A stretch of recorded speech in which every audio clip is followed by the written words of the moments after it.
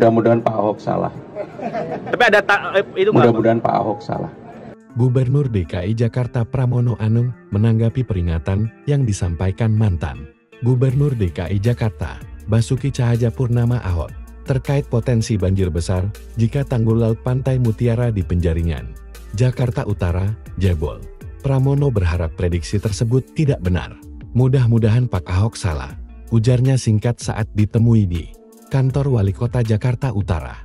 Sebelumnya, Ahok mengingatkan bahwa jebolnya tanggul Pantai Mutiara dapat menyebabkan air laut pasang masuk ke daratan bersamaan dengan hujan, sehingga banjir bisa meluas hingga kawasan Monas. Karena risiko itu pula, Ahok saat menjabat memprioritaskan normalisasi Waduk Pluit sebagai pusat pengendalian banjir Sungai Ciliwung. Normalisasi tersebut berlangsung sekitar 2 tahun.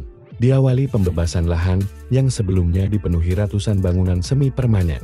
Kemudian dilanjutkan pengerukan waduk dari kedalaman 2 meter menjadi 5 meter agar mampu menampung lebih banyak air.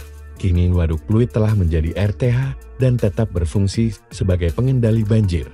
Tanggul Pantai Mutiara kembali disorot setelah sebuah video viral memperlihatkan air laut yang sudah lebih tinggi daripada jalan di balik tanggul. Hasil pemantauan menunjukkan tanggul sepanjang sekitar 1,2 km itu berada hampir sejajar dengan permukaan laut, dengan tinggi rata-rata 1 meter dan lebar 10-15 cm. Meski kerap diluapi ombak saat gelombang tinggi, kondisi fisik tanggul masih terlihat kokoh tanpa keretakan.